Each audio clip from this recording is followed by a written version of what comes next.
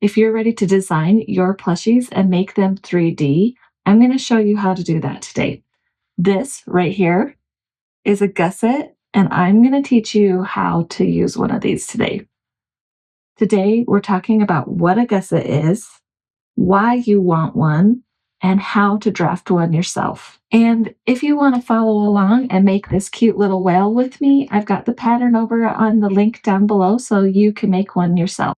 Okay, so what exactly is a gusset? It's just a piece of fabric that we use to add widening to our pattern. It's that easy. So on my whale, the gusset runs from the tip of the nose all the way down the body.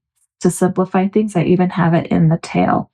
There are benefits to gussets. You're going to have cleaner curves. It's going to be easier to sew. It's going to be easier to stuff. Let's draft one so that you can make a whale with me, or you can use this knowledge to make your own plush. Okay, so let's start with a silhouette. Do you remember how our patterns always start with a silhouette? This is a little messy, but I just found a scrap piece of paper. My children had already drawn on it. It did not matter, but that I could trace from my computer screen a picture on Google. You do not have to have amazing skills to draw your silhouette of a basic side view of what an orca whale looks like, okay? So you do want to make your silhouette the same size that you are making your plush. So if you need to go bigger, go bigger. It's always easier to start full size than to scale it later. Although you can scale it later. Computers make that very easy. If you're going to transfer your pattern on to the computer, you can scale it that way.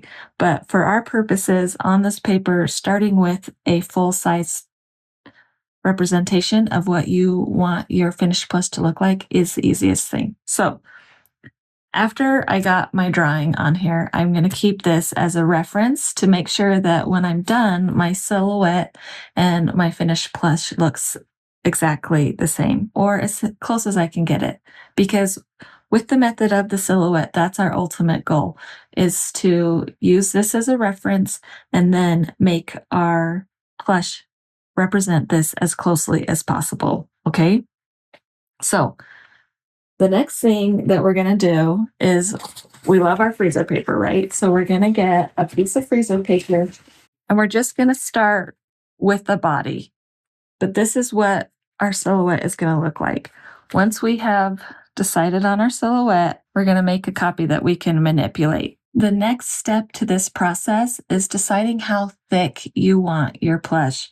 In this instance, I really want my plush to be a circle. I want that whale to just be round and plump.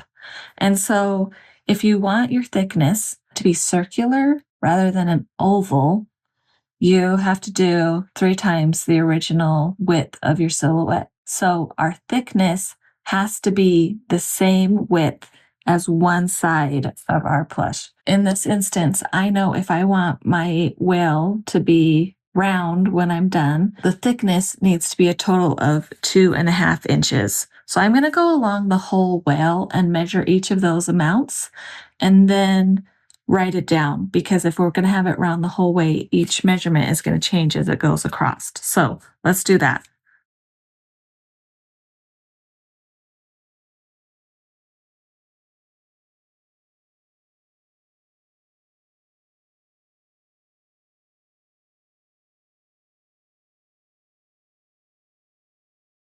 So here is our thicknesses that we're going to need. The next step in the process after we've decided how thick it is we still have to go around the plush and add 1/4 of a thickness all the way around where the gusset is not going to be. Okay, so you still have to have your thickness around the whole whale. It's just that the bottom section where we're going to put our gusset, that thickness is going to be measured with our gusset. So let's go around. We're going to add our 1/4 of a thickness onto the top of our whale still, just like we've done in our previous videos. If you are a little unsure, go watch those other videos because we've done this multiple times now. But so let's do that. If we have 2.5 inches, we need to divide that by 4 And so this is 5/8 thick that we need to add as a thickness to this. I'm just going to go along this whole thing and mark little dots, following along, keeping my ruler square to my line as I go. Once I reach a new number, I like to overlap them a little bit because then we can make a gradual transition between each spot.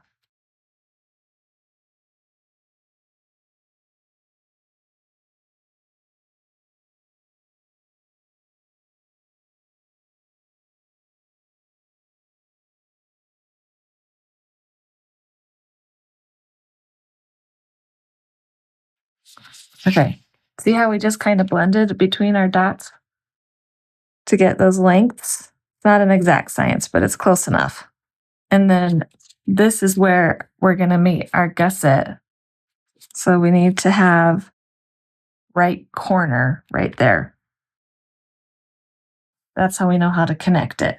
So now that we've done our thickness on the top, the same thickness has to be added at the bottom because remember, we're adding a total of 2 1/4.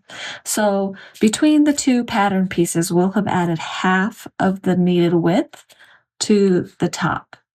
Now we have to add the other half to the bottom. But instead of adding it directly to the pattern, this time we're adding it to our gusset. So this is how we're going to do our gusset. We've got a new piece of freezer paper. We're going to fold it in half. And now this line right here is our silhouette's edge. So we need this line right here to be the same length as our gusset. So I'm going to measure that and then we will add it to this straight line. I like to add a dot every 1/2 inch. And you just pivot, but I think it helps to add a dot or a little dash, some way to indicate where we're at with our measuring. Okay, we're at 11 1/2 inches. Here's our gusset. We're going to take this line right here and we're going to straighten it out and add it to this folded line right here. And this is going to be our gusset. So we're going to measure here. This is our 0. We're going to add 11 1/2 inches. That's the line and the measurement of our silhouette.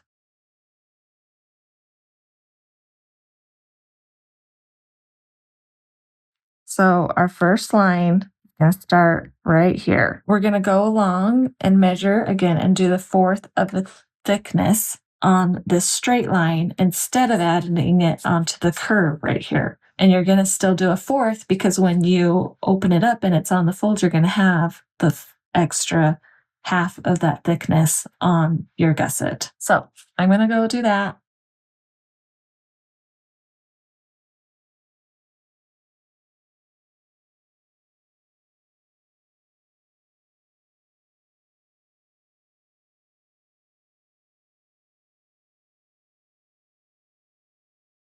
Okay, so once we've done all that, we just connect our lines. Okay, so that's our gusset. I do want to add a tail. If you remember, I had a tail. Let's draw the tail over here. If I add the tail onto the side pattern pieces, but they're facing down like the pattern is, then it kind of hurts your brains a little bit. But once you add that gusset piece with a tail too, it's going to push that tail right up and it'll come sideways because the gusset will push it.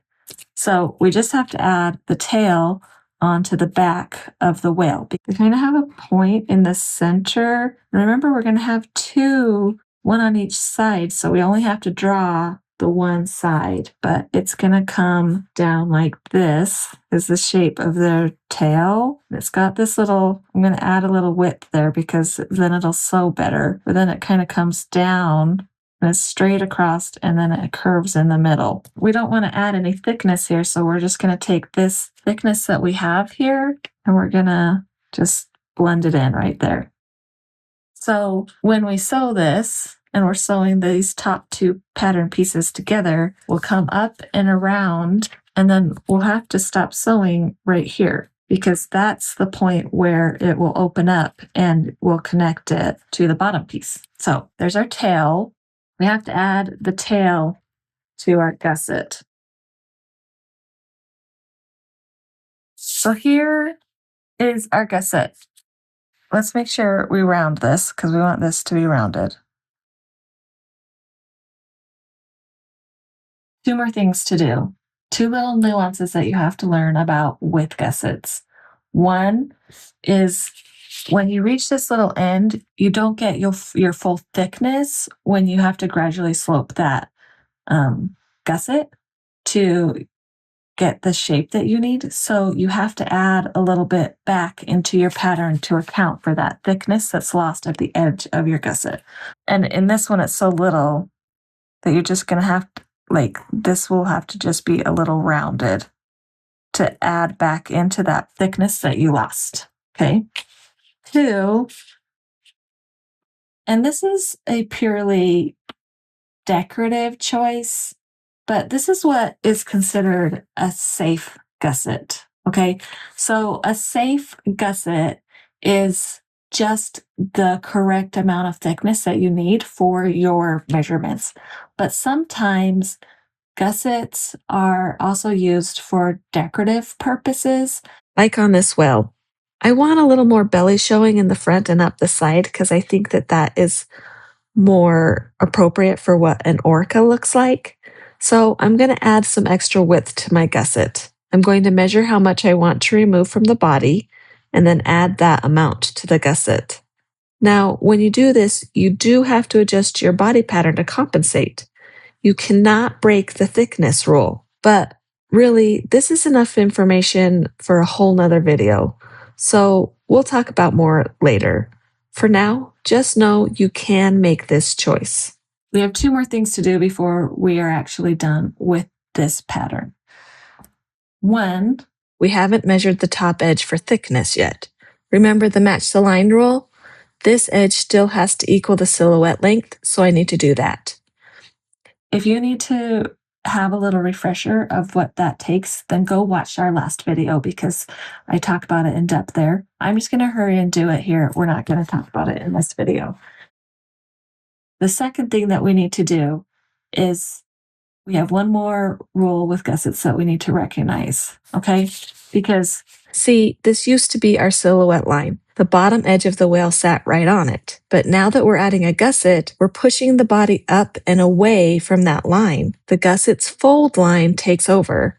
That's the new silhouette reference. Gussets are a little mind-boggling in that fact because this is no longer our silhouette line. The silhouette line is now the center of the gusset. It's the fold. So the bottom edge of our body pattern doesn't match the silhouette anymore. It needs to match the outer edge of the gusset, and that outer edge is a different length. So I need to adjust the bottom edge of the body piece to match the edge of the gusset, including the decorative edge I have already added. Down here, the gusset edge is longer than what I have, so I'm going to be adding length. I'm going to be cutting and slashing and opening it to make it wider and longer. And up here, I've got a little extra length to deal with. So I'll put in some small darts to take away that extra length because this edge is longer than our original line. So you go ahead and do it on your well. I'm going to do it on this well. We'll meet up at the end and we'll see how we both did, see if we got the same thing, okay? And then you'll be an expert at gussets too, because all of these things are so important in plush making, and I know you can do it. Making our own patterns is so fun. Okay, so here is where we're at with the whale pattern. Okay, so in this section, I was supposed to remove 1/8, but down here, I was supposed to add 1/2 of an inch. So I actually ended up slicing right underneath my dart and adding 1/8 of an inch down here, which made this almost hardly anything. So I just didn't even worry about that section. So there is a teeny tiny dart there, but I don't think that it is worth worrying about sewing. So I ended up adding slashing and adding an 1/8 inch all the way down. So I added an inch 4 times to get a total of a 1/2 inch down here.